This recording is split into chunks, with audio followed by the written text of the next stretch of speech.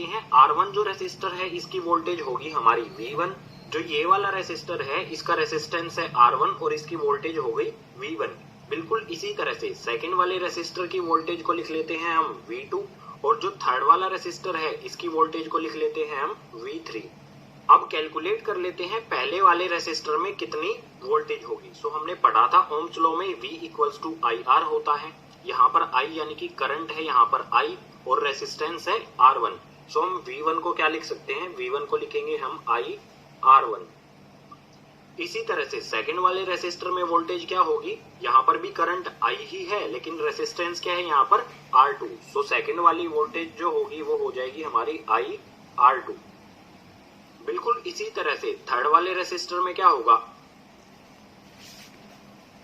Hi, I'm Navamita. And I'm Abhishek. We are your master teachers at Vedanta. We are proud to announce yet another amazing edition of Vedanto's scholarship. IR3 हो जाएगी voltage जो है इसकी IR3। Voltage हम check कैसे करेंगे, यहाँ पर हम क्या कर सकते हैं, अगर हमें फर्स्ट रेसिस्टर की वोल्टेज चेक करनी है तो हम यहाँ पर एक वोल्ट मीटर कनेक्ट कर देंगे। तो वोल्ट मीटर में जो रीडिंग आएगी उसे कहेंगे हम V1 यानी कि फर्स्ट वाले रेसिस्टर की वोल्टेज। बिल्कुल इसी तरह से सेकंड वाले रेसिस्टर में भी वोल्ट मीटर कनेक्ट करके हम वोल्टेज पता लगा सकते हैं V2 और थर्ड वाले में भी वोल्ट मीटर कनेक्ट करके पता लगा सकते हैं वोल्टेज V3। बात आती है टोटल रेसिस्टेंस कितना होगा। तो हमारी टोटल वोल्टेज हम कहेंगे V, करंट हमारा I और टोटल रेसिस्टेंस होगा हमारा R। जो ये सर्किट है इसमें टोटल वोल्टेज कितनी होगी, टोटल वोल्टेज को लिखेंगे हम V। So V equals to में हो जाएगा इन तीनों वोल्टेजेस का एडिशन। तो हम लिख सकते हैं V इक्वल्स टू में V1 plus V2 plus V3। अब देखो V की वैल्यू क्या होती है, ओम्स लॉ में हमने पढ़ा था V equals to IR। So V की जगह पर मैं यहाँ पर पुट कर सकता हूँ IR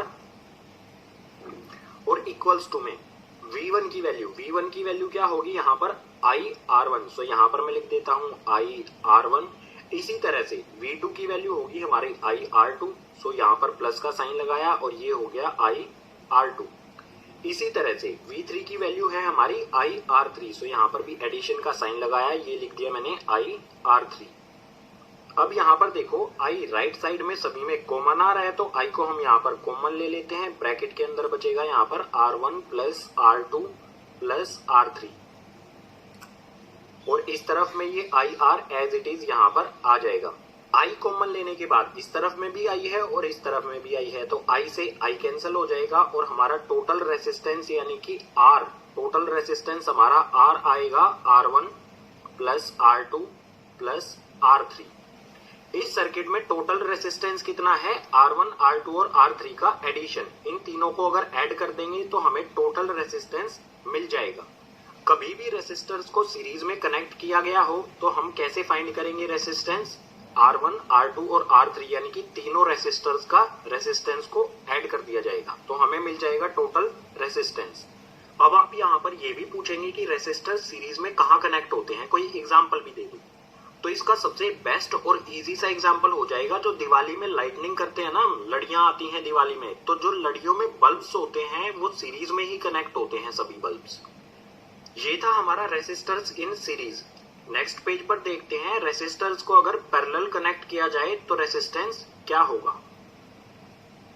सो अब है रेसिस्टर्स इन पैरेलल। अगर रेसिस्टर्स को पैरेलल अरेंज किया जाए तो टोटल रेसिस्टेंस क्या होगा।